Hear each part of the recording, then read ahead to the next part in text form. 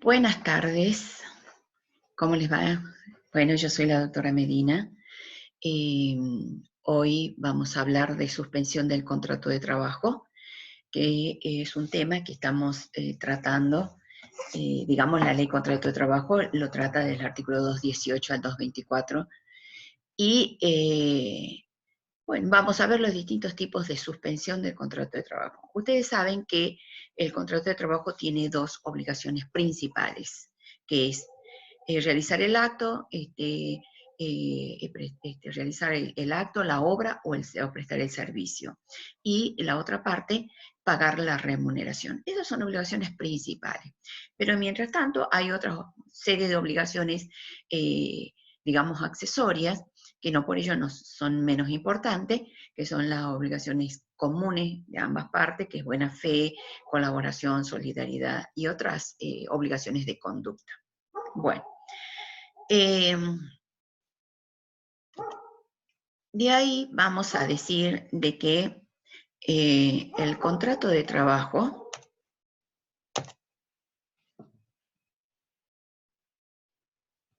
perdón, la suspensión del contrato de trabajo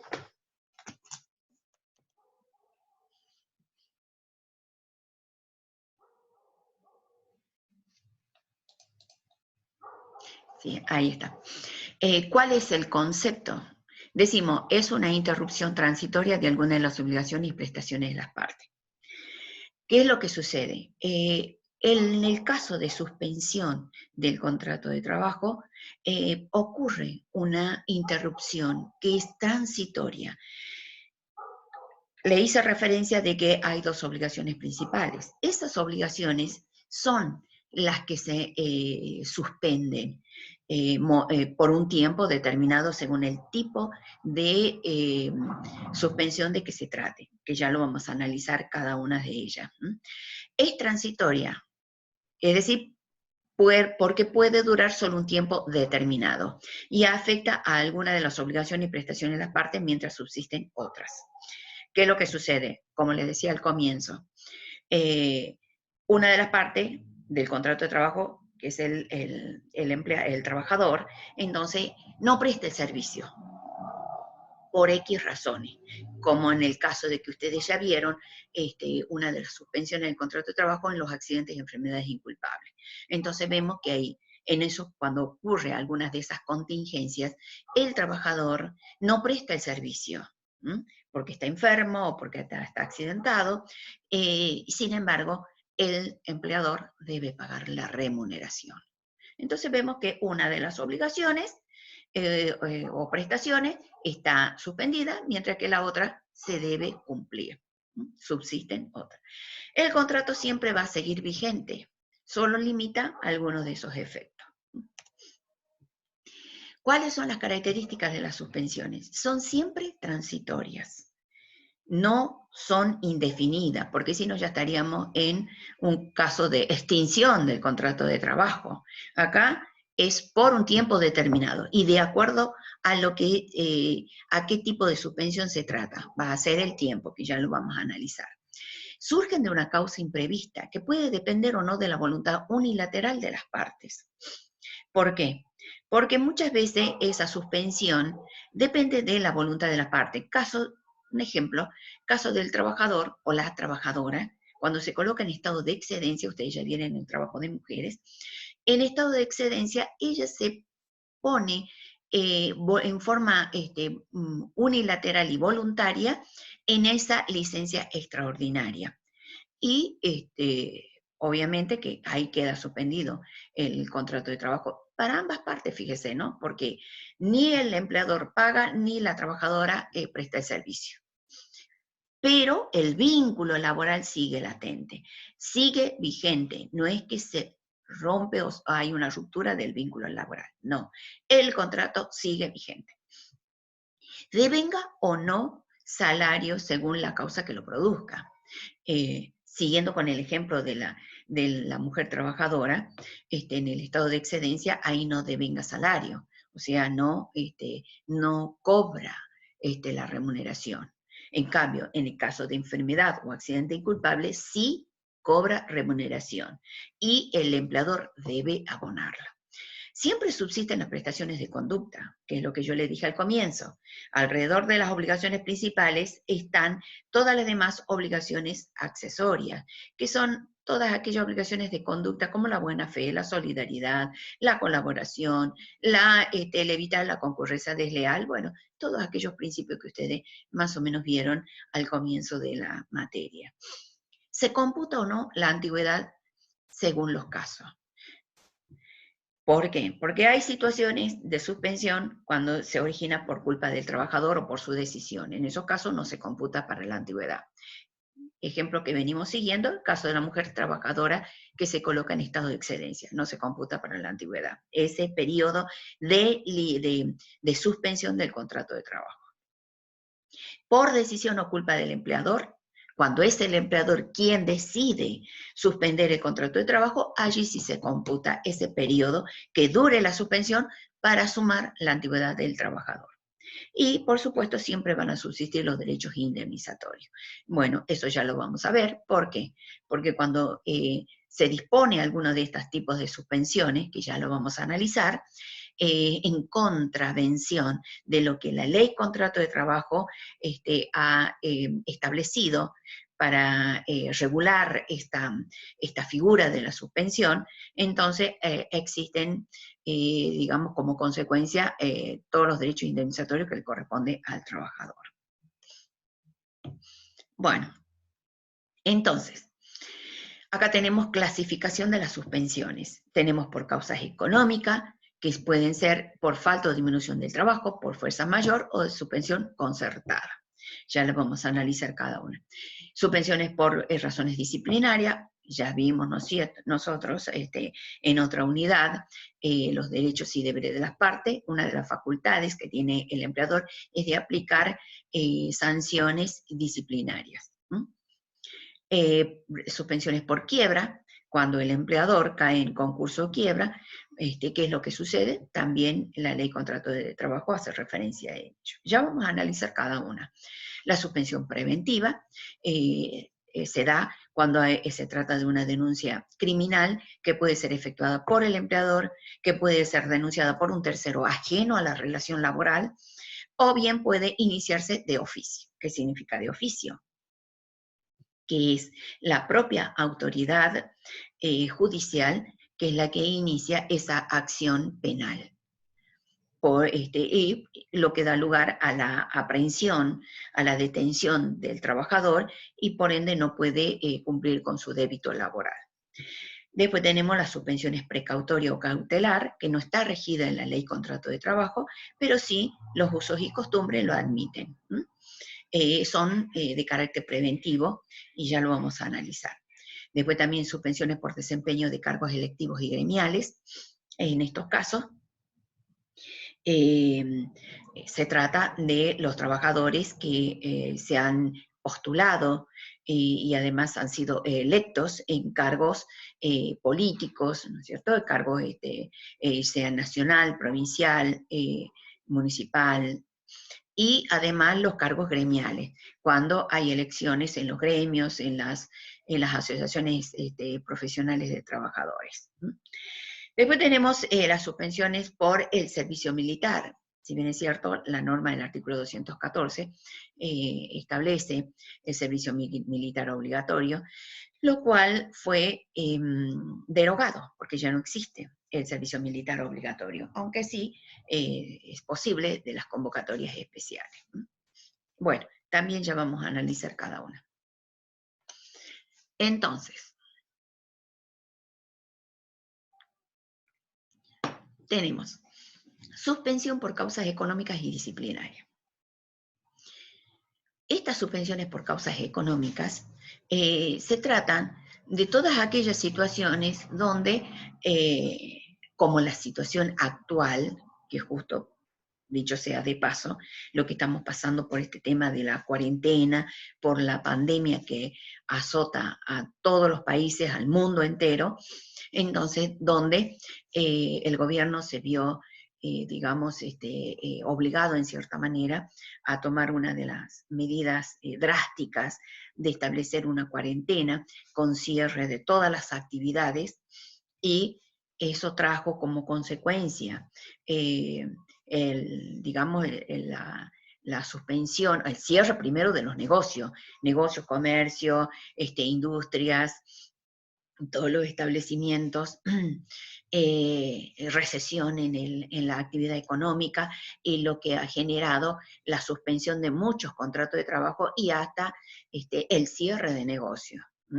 Bueno, veamos entonces en estos casos de la suspensión, porque estos surgen por decisión unilateral del empleador. Al ocurrir esta situación, digamos, y estas medidas dispuestas por el gobierno, obviamente que los empleadores tuvieron que cerrar momentáneamente o bajar las persianas, como se dice, de toda su actividad comercial, y los trabajadores suspendidos digamos, en su débito laboral en la prestación de servicio. Se deja de prestar servicio y el empleador no abona la remuneración. Bueno, es una cuestión también que vamos a ver qué es lo que pasa. Pongo de ejemplo la pandemia, pero supongamos que haya sido otra. Ya nos ocurrió en otras situaciones, en otros varios años anteriores. Capaz que ustedes eran personas muy jóvenes o niños, o más de uno quizás todavía no había nacido en el 2001, donde hubo una recesión económica muy grave en la Argentina y donde se hicieron muchas suspensiones y despidos de trabajadores. Entonces, el empleador ahí no abonaba la remuneración. ¿Cuáles son los requisitos de validez para toda suspensión? El artículo 218 establece como requisitos de validez lo siguiente, dice: toda suspensión dispuesta por el empleador para ser considerada válida deberá fundarse en justa causa, tener plazo fijo y ser notificada por escrito al trabajador. Ustedes ven, esto es común a todas las suspensiones. Tener justa causa, plazo fijo y ser notificada por escrito. 3 requisitos fundamentales que no son excluyentes. Se tiene que reunir los 3 requisitos. Ahora, ¿qué es la justa causa? El mismo Ley Contrato de Trabajo, en el artículo 219, dice: se considera que tiene justa causa la suspensión que se deba a falta o disminución de trabajo no imputable al empleador, a razones disciplinarias o a fuerza mayor debidamente comprobada. Entonces, esas son las justas causas. Falta o disminución de trabajo no imputable al empleador. Ya lo vamos a analizar. No tiene que ser causante el empleador o que haya el empleador ocasionado esa falta o disminución del trabajo. Porque caso contrario va a tener que abonar toda la remuneración de esos días de suspensión que no son válidos. Cuando son por razones disciplinarias, bueno, ya lo vamos a recordar porque es un tema que ustedes ya lo vieron, las facultades disciplinarias. Se suspende el trabajador por aquel incumplimiento que haya cometido el trabajador. O por fuerza mayor debidamente comprobada. La fuerza mayor normalmente lo asociamos a las fuerzas de la naturaleza como ejemplo. Un terremoto, una inundación, todos, digamos, qué sé yo, hasta una explosión que puede haber habido en la empresa, porque son hechos imprevisibles o previstos, no han podido evitarse. Bueno, esos son los casos en que hay justa causa para la suspensión, digamos, del contrato de trabajo. Y tiene que ser notificada por escrito. ¿Cuándo tiene que ser notificada? ¿Cómo se notifica por escrito? Esa notificación tiene que ser forma fehaciente. Y la forma fehaciente es cuando se hace por telegrama colacionado, por carta documento o por nota con una copia que se le debe entregar al trabajador. Si incumple alguno de estos requisitos, bueno, ya directamente esas, digamos, suspensiones el trabajador tiene algunos derechos. ¿Qué dice este artículo 223? Cuando el empleador no observara las prescripciones de los artículos 218 a 221 sobre las causas, sobre los plazos y sobre la notificación, que son los requisitos fundamentales para que sea válida la suspensión, y en el caso de sanciones disciplinarias, el trabajador tendrá derecho a percibir todas las remuneraciones por el tiempo que estuviera suspendido si hubiera impugnado la suspensión. Hubiera o no ejercido el derecho que le está conferido en el artículo 222. Bueno, en este caso, se pagan todos los días que han durado la suspensión, los días caídos. Y además le queda el derecho, cuando dice acá, haya o no ejercido el derecho que le está conferido en el artículo 222, que es el derecho que el trabajador se puede dar por despedido, con todo el derecho de cobrar las indemnizaciones que le corresponden por ley. Habría un despido indirecto. ¿Por qué? Porque él se da por despedido, porque acá no se ha cumplido con estos requisitos de validez. Bueno, ya vamos a analizar entonces cada una de las suspensiones nuevamente. Entonces, suspensión por falta o disminución del trabajo. Es lo que yo les dije, que acá no tiene que ser imputable al trabajador, primer lugar, al empleador. Debe derivar de un hecho que afecta al mercado e impacta en la empresa. Todos esos problemas económicos generalizados que son de público conocimiento, que es lo que nos está pasando ahora. Entonces, afecta a todo el mercado, impacta en todos los comercios, las empresas, las industrias. El hecho tiene que ser excepcional y ajeno al empresario, porque el empresario acá no tiene que tener injerencia en esa causa. Él no tiene que haber intervenido, no tiene que haber sido por su culpa, menos dolosamente. Por eso dice, no debe ser imputable al empleador. El empleador acá no se ha habido imposibilitado, él no tuvo la culpa de que haya ocurrido esa falta o disminución de trabajo. Otro de los ejemplos que también lo da Grisolía en sus libros es cuando, por ejemplo, se cierra la importación. Son los casos en que la empresa trabaja con artículos que son importados, piezas, digamos así, de su producción, que se debe importar porque no se fabrican acá a nivel nacional. Entonces, en esos casos, ¿qué sucede?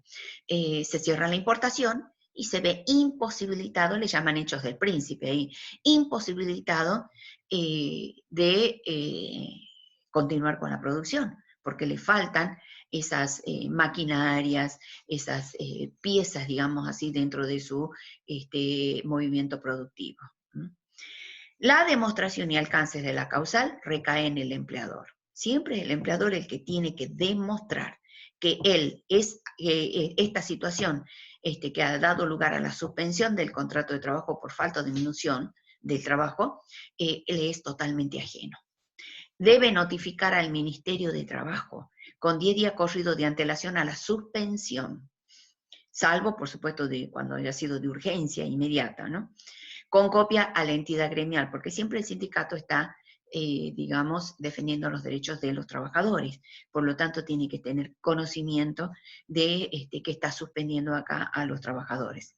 Y a los trabajadores que se encuentren afectados por esta suspensión. Bueno, ahora, suspensión por fuerza mayor. Son hechos imprevistos o previstos pero inevitables, que afectan el proceso productivo de una empresa y provocan la imposibilidad de cumplir con la obligación de dar ocupación. ¿Qué es lo que sucede? Acá la ley de contrato de trabajo no define cuáles son la fuerza mayor. Por eso nosotros nos tenemos que recurrir al Código Civil. El Código Civil, en el artículo 1730, define lo que son la fuerza mayor o caso fortuito o fuerza mayor. ¿Qué dice acá? Se considera caso fortuito o fuerza mayor al hecho que no ha podido ser previsto o que habiendo sido previsto no ha podido ser evitado. El caso fortuito o fuerza mayor exime de responsabilidad, excepto disposición en contrario. Acá el Código Civil utiliza en forma, digamos, como sinónimo, caso fortuito o fuerza mayor. Y se refiere más bien a todos los hechos aquellos de la naturaleza, que yo ya les me anticipé al comienzo. Por ejemplo, una inundación, un terremoto, una explosión dentro de la fábrica, un incendio, son hechos que no son previstos o previstos, no han podido evitarse. Y todos esos hechos afectan a la empresa, a la fábrica, al establecimiento, el comercio, el negocio, ¿no? Entonces, lógicamente trae como consecuencia que se tiene que suspender el contrato de trabajo porque prioriza el hecho de tratar de salvar esa fuente de trabajo. Entonces son causas extremas, ajenas al giro y a la previsión empresarial. Hay un procedimiento preventivo de crisis de empresa que, digamos, se impone para todas aquellas empresas que están pasando por una situación económica. No es para todas las causales, sino para causas económicas y para casos de fuerza mayor. ¿Qué es lo que sucede acá? En estos casos tiene por finalidad, bueno, en primer lugar, se refiere del artículo 98 al 105 de la Ley Nacional de Empleo, que es la Ley 24013. Tiene por finalidad lograr un acuerdo frente a la crisis que genera gran necesidad de efectuar suspensiones. Acá lo que se pretende con este procedimiento es que las partes que están en conflicto, que son los trabajadores con la parte empleadora, traten de llegar a un arreglo, a un entendimiento, a fines de, digamos, de solucionar o ver de qué manera pueden salir airosas de esa crisis que está ocurriendo en la empresa. El artículo 98 de esta Ley Nacional de Empleo establece como causa fuerza mayor y causas económicas y causas tecnológicas. Las causas económicas, bueno, fuerza mayor ya ustedes ya lo saben, ya lo expliqué. Causas económicas que incluye las que afectan al sistema organizativo, la de producción o motivos de reestructuración. Son todas las que ya también hice referencia recién a las causas económicas, ¿ves? Y toda la organización de la empresa está afectada. Y causas tecnológicas cuando hay necesidad de innovación tecnológica, porque hay muchas empresas que con todo este nuevo avance tecnológico han quedado medio obsoletas y necesitan reestructurar todo eso. También entran, digamos, dentro de de la normativa del procedimiento preventivo de crisis. Ahora, esta Ley Nacional de Empleo fija porcentaje para exigir el procedimiento, ¿no? Preventivo de crisis. Tiene que afectar esa situación de crisis a más del 15% de trabajadores en empresas de menos de 400 trabajadores. Que tiene que afectar a más del 10% de empresas que van entre 400 a 1.000 trabajadores. Y tiene que afectar a más del 5% en empresas que tienen más de 1.000 trabajadores. O sea que es gradual acá el porcentaje de acuerdo a la cantidad de trabajadores que existan o que tenga esa empresa. El artículo 99, bueno, sigue con el trámite, se tramita ante el Ministerio de Trabajo, Secretaría de Trabajo. Ustedes saben que el Ministerio de Trabajo es de la Nación y tiene sus distintas delegaciones en cada provincia. Acá en la provincia de Tucumán tiene la delegación el local, digamos, del Ministerio de Trabajo. Y también está la Secretaría de Estado de Trabajo, que depende del gobierno provincial. El artículo 100 dice que dentro de las 48 horas de efectuada la presentación, o sea, ¿quién es el que pide el procedimiento preventivo de crisis? Y acá el que pide principalmente es el empleador. Entonces hace una presentación, presenta un escrito ante esta autoridad administrativa, pide que se dé de comienzo a este procedimiento y que hace la autoridad administrativa. Cita a las partes a una audiencia, se fijan audiencias en los 5 días después de haberse realizado esa presentación. Y se cita a quiénes son las partes. Es el sindicato, por un lado, que defiende a los trabajadores, y la parte empleadora. El artículo 101 establece que si no hay acuerdo, ¿por qué? Porque acá puede en un comienzo, En esa audiencia pueden llegar a un acuerdo como no pueden llegar. Bueno, si llega a un acuerdo no hay problema, directamente se lo vuelca en un escrito, ¿no es cierto? Y esa se convierte en una resolución que dicta la autoridad administrativa y luego las partes cumplen de acuerdo a lo que han arreglado. Ahora, si no hay acuerdo, ¿qué es lo que sucede? Se abre una etapa de negociación por 10 días. En esa etapa de negociación, las partes van a ofrecer o van a pedir distintos tipos de pruebas. Por ejemplo, se puede pedir en primer lugar una pericia contable, ahí entrarían ustedes, digamos, futuros contadores a actuar. ¿Por qué? Porque se piden balances, se hacen, digamos, una revisación o una revisión de los estados contables para determinar por qué se ha llegado a esa situación de crisis. Si es real la crisis o no es, ver cuál es el estado económico-financiero de la empresa. Y se puede pedir distintos informes a otros organismos, cosa de que tener, munirse de todas las pruebas a los fines de tratar de que esa negociación llegue a un buen término. Ambas partes pueden aportar las pruebas. Y mientras dura ese procedimiento, mientras dure toda esta negociación, ni el empleador puede suspender ni despedir a ningún trabajador, ni los trabajadores pueden hacer ninguna medida de acción directa. No pueden hacer huelga, paro, ni retasear la prestación del servicio, ninguna medida sindical. ¿Por qué? Porque para favorecer acá la negociación en que se encuentran inmersos ambas partes del contrato de trabajo. Y bueno, finalmente pueden llegar o no pueden llegar a un acuerdo. Si llegan a un acuerdo, ya les dije cuál es la solución. Directamente se vuelca en un escrito, después eso se homologa, o mejor dicho, se homologa por la autoridad administrativa, se dicta una resolución aceptando ese acuerdo y ya se vuelve ley para las partes. O sea, ambas partes tienen que cumplir. Y si no llegan a un acuerdo, ¿qué es lo que sucede? Las partes quedan liberadas para que cada una tome las medidas que considere que debe adoptar. El empleador despedirá, suspenderá, los trabajadores irán a un paro, una huelga o cualquier otra medida sindical o gremial. Bueno, tenemos otras suspensiones, suspensiones por causas económicas. Hay un artículo, el 223 bis de la Ley Contrato de Trabajo, que son las suspensiones concertadas. ¿Qué dice este artículo? Dice, se considerará prestación no remunerativa las asignaciones en dinero que se entreguen en compensación por suspensiones de la prestación laboral y que se fundan en las causas de falta o disminución de trabajo, no imputables al empleador o fuerza mayor debidamente comprobada, pactadas individual o colectivamente o homologadas por la autoridad de aplicación, conforme normas legales vigentes y cuando en virtud de tales causales el trabajador no realice la prestación laboral a su cargo. Solo tributará las contribuciones establecidas en la ley 23.660 y 23.661.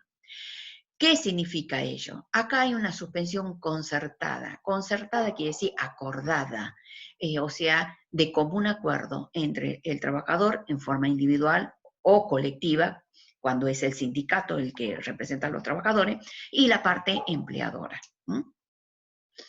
Se paga acá al trabajador una prestación que no es de carácter remunerativo, sino que es como una compensación, como dice el artículo 223 bis. De tal manera, bueno, esa compensación, de acuerdo a lo que arreglen, puede ser un 50% de lo que venía, de la remuneración que venía percibiendo, un 60, un 40, ya se verá de acuerdo al arreglo que hayan logrado, a ese acuerdo a que hayan concertado la parte trabajadora con la empleadora. ¿Por qué? Porque la finalidad es mantener la fuente laboral, que no directamente que no se cierre ese establecimiento, esa fábrica, esa empresa, ese comercio. Por eso es que los trabajadores prefieren resignar parte de su remuneración percibiendo esta compensación que es no remunerativa, pero que le permite paliar momentáneamente durante el tiempo que sirva la suspensión, todas las necesidades, digamos, básicas que debe cubrir. Por eso es que se llega a este acuerdo. Es una prestación no remunerativa, es compensación y tiene que ser homologada por el Ministerio de Trabajo, que es la autoridad de aplicación. Ahora, solamente fíjense que dice este artículo 223 para aquellas situaciones que se trate de falta o disminución del trabajo no imputable al empleador o de fuerza mayor. Quedan excluidas las suspensiones por razones disciplinarias. Y sobre eso que percibe el trabajador, que es una compensación y no es remuneración, no debe hacer aporte digamos, a las cargas tributarias de ningún tipo. Solamente va el empleador a tributar para las contribuciones que establece estas dos leyes que menciona acá este artículo 223, que se refieren a las obras sociales. ¿Por qué? Porque los trabajadores tienen que seguir contando con una asistencia médica, tanto él como su grupo familiar. No puede, digamos, privarse de tener una obra social. Y quien contribuye acá es el empleador. Cuando veamos nosotros en el tercer parcial, la tercera parte de esta materia, ahí vamos a ver algunos institutos, digamos, de la Seguridad Social, y uno de ellos, digamos, uno de esos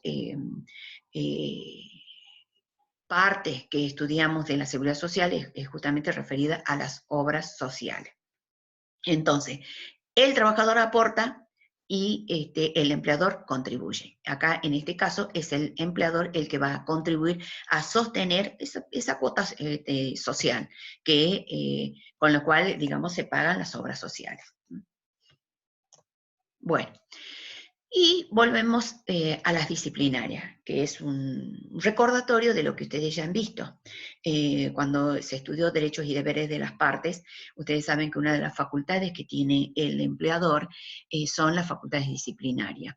El artículo 220 de la Ley Contrato de Trabajo establece que facultades disciplinarias deriva de ese poder disciplinario del empleador y debe respetar las disposiciones contenidas en el artículo 67 de la Ley Contrato de Trabajo.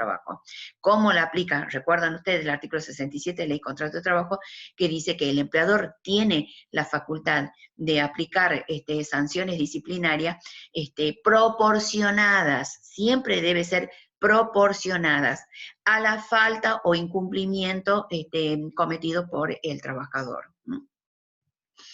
Entonces, acá, siempre se debe respetar el principio de proporcionalidad entre la falta cometida y la sanción que se aplica.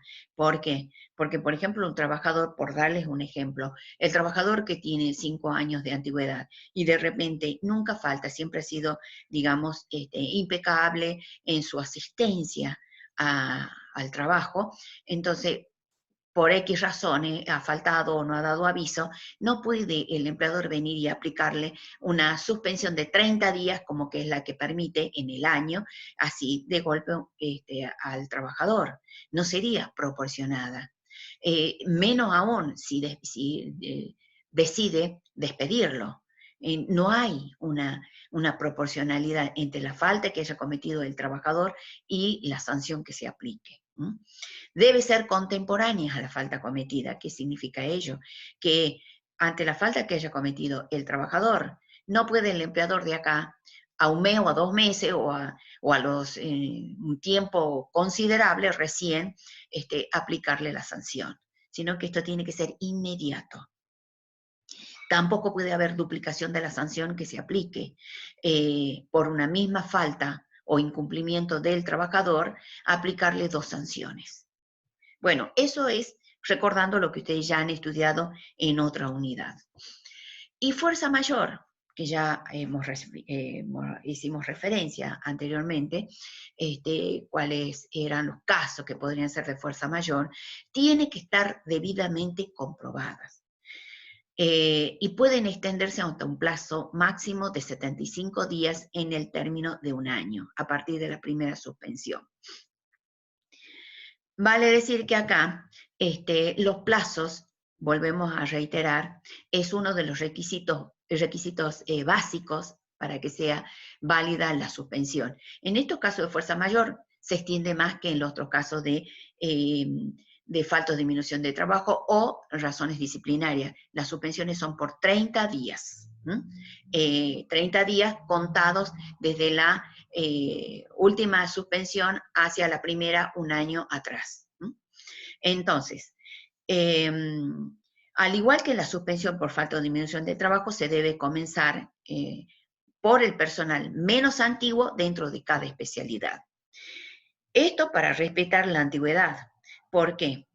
Porque imagínense que los trabajadores, los que tengan mayor antigüedad, son los que más derecho tienen a estar, digamos, a tener una cierta estabilidad en el trabajo. Y respecto del personal que haya ingresado en el mismo semestre, se comenzará con el que tenga menos carga de familia.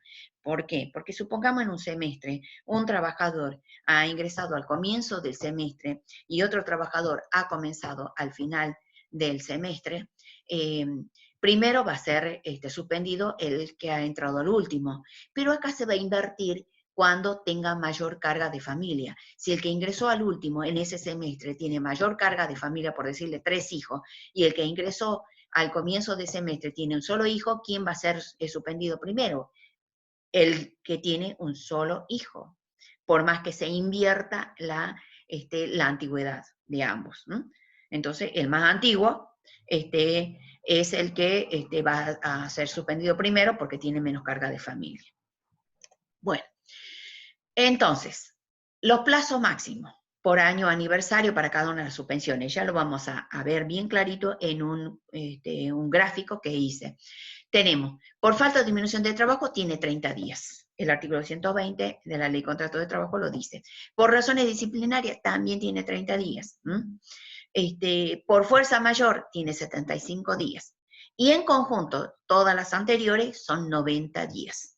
Si no se cumplen los requisitos, ya se aplica el artículo 222, Ley de Contrato de Trabajo, que es el trabajador que se puede dar por despedido, que ya más o menos le hice referencia anteriormente.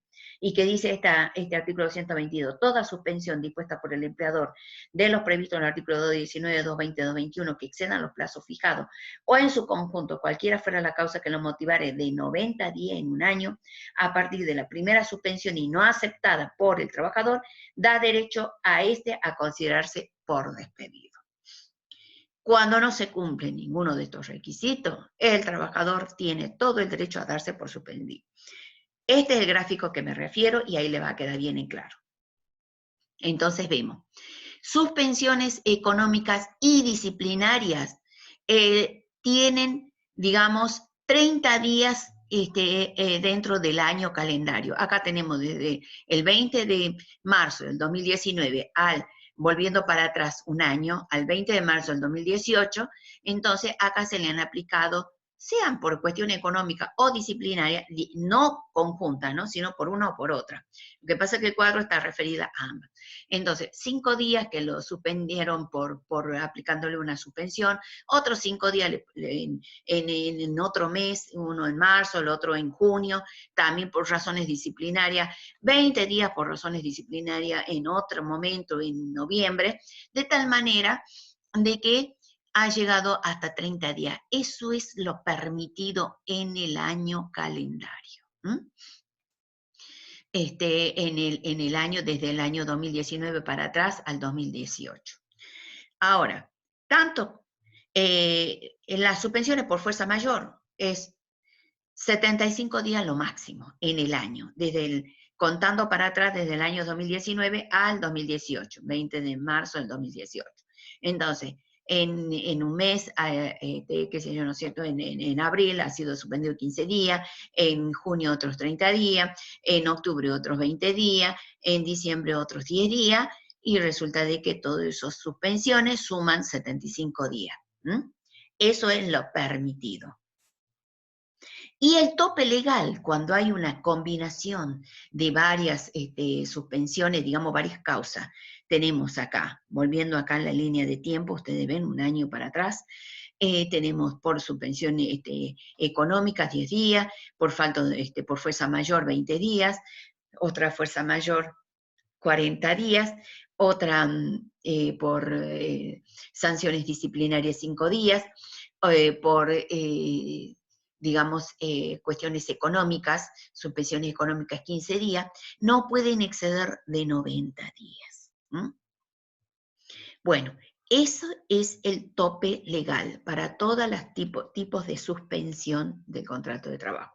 Después tenemos por quiebra, el artículo 196 de la Ley de Concursos y Quiebra, 24.522, y sus reformas, dice que la quiebra produce la suspensión de pleno derecho del contrato de trabajo por el término de 60 días corridos. ¿Qué es lo que sucede? No sé si ustedes ya habrán visto, pero eso se ve en derecho civil. Sucede que el empleador ha caído en concurso o quiebra. Y como toda esta situación falencial en que se encuentra el empleador, tiene que resolverse en un juzgado civil, civil y comercial, y es el juez de la quiebra el que va a determinar qué es lo que va a suceder con esa empresa. Por eso se suspenden todos los contratos de trabajo en esos 60 días. Si va a continuar, después de los 60 días va a continuar el movimiento de la empresa, si se va a liquidar, qué trabajadores van a quedar extinguido el contrato de trabajo, o si se reconduce la empresa, qué trabajadores continuarán trabajando. Bueno, todo eso se va a resolver. Por eso les digo que en esos 60 días corridos quedan suspendidos todos los contratos de trabajo. Tenemos la suspensión preventiva, que son por delitos penales. ¿Qué es lo que sucede? Acá, cuando se le imputa o se lo acusa al trabajador de haber cometido un delito penal, entonces se hace la denuncia y por esa razón el trabajador es privado de su libertad, es detenido. Entonces esa denuncia puede venir de parte del empleador. Eso lo dice el artículo 224, primer párrafo. En esos casos, cuando proviene la denuncia criminal efectuada por el empleador y esa denuncia fuera desestimada o el trabajador sobreseído, ¿qué quiere decir? Dejado libre de culpa y cargo en forma provisoria o definitiva, entonces el empleador, ¿qué tiene que hacer? Volver a incorporarlo al trabajo y satisfacer el pago de los salarios perdido durante el tiempo de la suspensión preventiva. ¿Por qué? Porque fue una denuncia infundada. No tenía fundamento, no tenía causa, y el trabajador salió, digamos, como le dije recién, libre de culpa y cargo. Por lo tanto, aquí el empleador se tendrá que hacer cargo de todos los salarios que dejó, que duró la suspensión preventiva, y reincorporarlo al trabajo. Salvo que el trabajador, por la situación, digamos, de agravio en que que se vio sometido, se sienta injuriado y se da por despedido. Al darse por despedido, entonces tiene todo el derecho de cobrar las indemnizaciones que le corresponden por ley. Cuando la denuncia es efectuada por terceros ajenos, dice ya el segundo párrafo, por denuncia criminal efectuada por tercero o en proceso promovido de oficio, como les dije, le aclaré anteriormente, de oficio es porque la misma autoridad judicial ha iniciado una acción penal contra el trabajador y por esa cuestión ha sido detenido, pero luego ha sido dejado en libertad o sobreseído. Entonces, ¿qué sucede? El empleador, primero, cuando es un tercero, no está, ni o cuando haya sido de oficio, no está obligado a pagar remuneración alguna por todo el tiempo que dura la suspensión, salvo en aquellos casos en que ese delito penal o esa denuncia penal haya surgido con motivo en ocasión del trabajo. Por ejemplo, que haya sido una pelea que se haya iniciado dentro, mientras prestaban el servicio, dentro de la fábrica, la empresa, el negocio, ¿entiendes? Y por esa razón ha sido detenido el trabajador. Pero resulta que él no lo ha iniciado. Entonces después se comprobó y lo dejaron libre. Entonces, en esos casos, el empleador sí debe abonar la remuneración. Bueno, hay otras suspensiones, como en caso de precautoria o cautelar, como le había anticipado anteriormente, surge por los usos y costumbres. En los casos en que se necesita efectuar o sustanciar un sumario o investigación de un hecho presuntamente cometido por el trabajador. En esos casos hay una suspensión del contrato en forma preventiva, quiere decir precautoria o cautelar, es preventiva, para hacer todas las averiguaciones del caso si realmente ese hecho que se investiga fue o no cometido por el trabajador. Por ejemplo, por darle un ejemplo, ocurrió un robo dentro de la empresa y hay una sospecha sobre el trabajador, se inicia un trámite administrativo y bueno, digamos, tomar todos los recaudos que considera el empleador para resguardar ese procedimiento, entonces suspende el contrato de trabajo en forma preventiva, que es precautoria o cautelar. Por supuesto que en este procedimiento tiene que tener el trabajador que es sospechado su derecho de defensa. Ante todas las actuaciones que se están realizando, se tiene que poner en conocimiento de él. Eso quiere decir que darle vista de todas las actuaciones que se van realizando.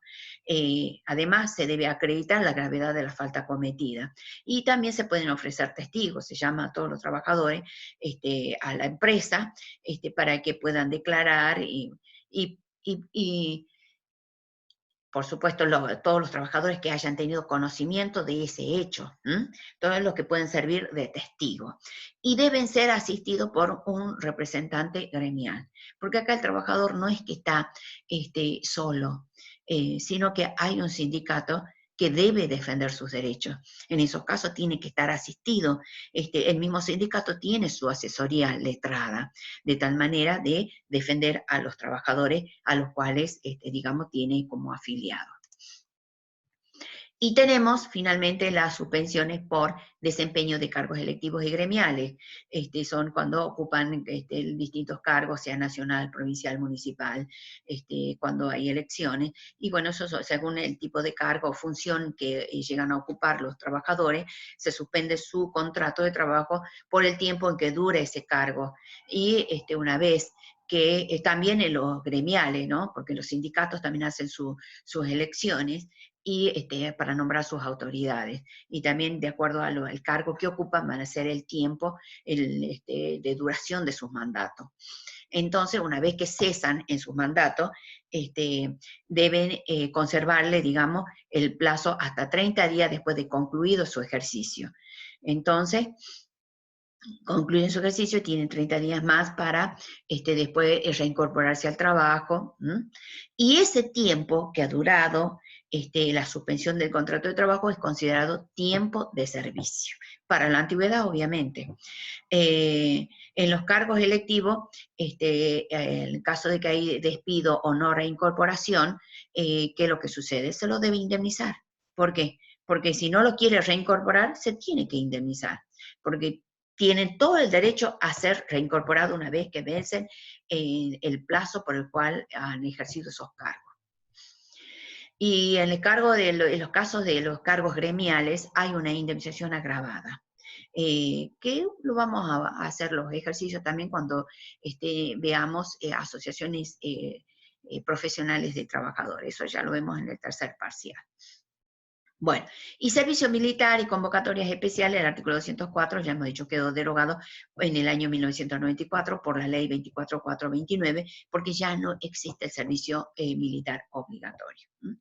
Sí pueden haber convocatorias especiales, bueno, Dios quiera que no, porque esas convocatorias especiales se hacen cuando hay tiempos de conflictos, digamos, bélicos, como nosotros hemos tenido con el tema de las Malvinas, que nunca más va a volver a ocurrir, espero que no. Entonces, se puede convocar a todos aquellos que han hecho el servicio militar. Bueno, no es obligatorio, pero en esos casos se podría dar. Pero no hay servicio militar obligatorio, eso está derogado. Bueno, hasta acá llegamos con esta clase, así que espero que sea claro. Cualquier cosa pueden consultar en su momento. Gracias.